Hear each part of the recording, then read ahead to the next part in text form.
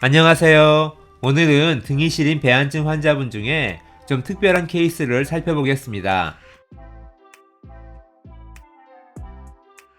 배한증은 등이 시린 병인데요. 등에 손바닥만하게 얼음을 올려놓은 것처럼 등이 시리고 오싹오싹하고요. 시린 기운이 뻗쳐서 올라오기도 합니다. 겨울에도 배한증 환자분들이 오시지만 여름에도 마찬가지인데요. 날씨는 더워도 등만은 오싹오싹하고 춥습니다. 동의보감에 보면 등 복판에 늘 한 조각의 얼음이 있는 것처럼 찬 것은 담음 때문이니 이런 경우에는 도담탕에 소자감기탕을 합하여 복용한다라고 적혀 있습니다. 즉, 배한증을 치료하려면 담음을 치료해야 한다는 뜻인데요. 담음이 있는 환자분들은 대부분 몸이 차고 순환이 잘 안 되기 때문에 담음을 없애는 약에다가 몸을 따뜻하게 하고 순환을 돕는 따뜻한 약들을 쓰는 경우가 많습니다.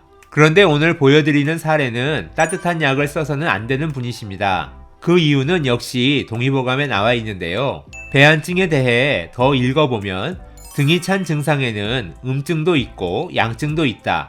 상한 소음증으로 등이 오싹오싹할 경우는 입안이 아무렇지도 않으나 양명증으로 등이 오싹오싹한 경우는 입안이 건조해진다. 이것이 한열을 판가름하는 것이다 라는 구절이 있습니다. 대부분 배한증은 음증, 즉 추워서 생긴 병인데 그럴 경우는 입안이 아무렇지도 않습니다. 하지만 열이 많아서 생기는 양증일 때도 등이 시릴 수 있는데 그때는 입안이 건조해집니다. 실제로도 배한증 환자분 10분이 오시면 9분은 음증이어서 따뜻한 약을 써야 할 경우가 훨씬 더 많습니다. 하지만 한 분 정도는 좀 다른데요.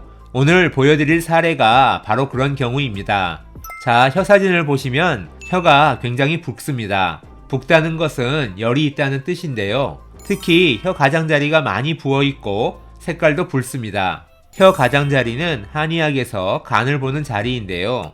혀 가장자리가 붉게 부어있는 분들은 간열이 있는 경우가 많고 이런 경우 간열을 시키는 약들을 써야 합니다. 시리다고 하면 우선 따뜻한 약재들을 떠올리는 경우가 많은데요. 이분처럼 오히려 열을 식히는 약을 써야 하는 경우도 있습니다. 특히 여러 곳에서 치료를 받으셨는데도 치료가 안 되는 분들은 이런 경우가 더 많습니다. 오늘은 배한증에 대해 말씀드렸는데요.